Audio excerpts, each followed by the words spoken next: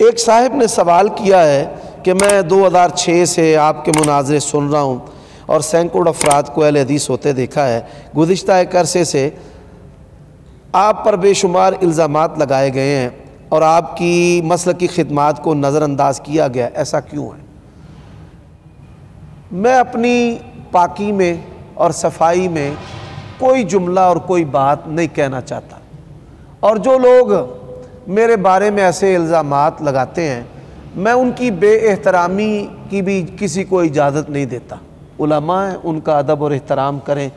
علمی اختلاف ہوتا ہے تو علمی اختلاف لڑائی کیسے بنتی ہے؟ دو صورتوں میں، یا تو اس میں حسد شامل ہو جائے، حسد شامل ہوگا تو حسد جو ہے وہ سب سے بڑی آگ ہے، اور دوسری جو چیز ہے وہ ہے کہ جب یہ علماء کی لڑائی جہلاء میں چلی جائے۔ دو سبب سے یہ چیزیں پیدا ہوتی ہیں۔ اسی شہر میں رہتا ہوں اور آپ کے اندر رہتا ہوں، اور یہ جتنے بھی الزامات لگانے والے ہیں میں یہ سمجھتا ہوں کہ میرے محسنین ہیں، ان کے الزامات لگانے سے میرے گناہ بھی معاف ہو رہے ہیں اور درجات بھی بلند ہو رہے ہیں۔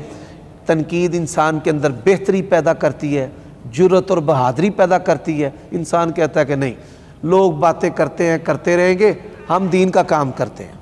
تو میں یہی پیغام دینا چاہتا ہوں کہ کوئی شخص اگر میرے بارے میں کوئی منفی بات کرتا ہے تو آپ اس کو جواب نہ دیں۔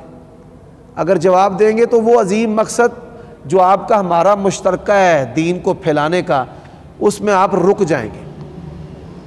ہم نے جواب دے کر بھی دیکھے ہیں، انسان کی رفتار میں فرق پڑ جاتا ہے، تو انسان کی رفتار میں فرق پڑتا ہے۔ اس لیے تجربے کے بعد آپ کو مشورہ دیتا ہوں کہ جو ذاتیات پر بات کرتے ہیں ان کو چھوڑ دیں اور صحابہ کرام کا دفاع کریں، اہل بیت کا دفاع کریں، حسنین کریمین کی شان کو بیان کریں، ان کے بارے میں جو آیات اور احادیث ہیں اس کو نشر کریں۔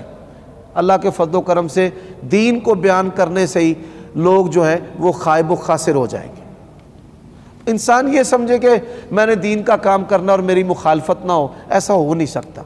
امام بخاری نے ترجمۃ الباب قائم کیا ہے کہ جو دین کا کام کرنے والے ہیں، انبیاء کے بعد انبیاء کی طرح ان پر پھر بڑی بڑی مصیبتیں آتی ہیں۔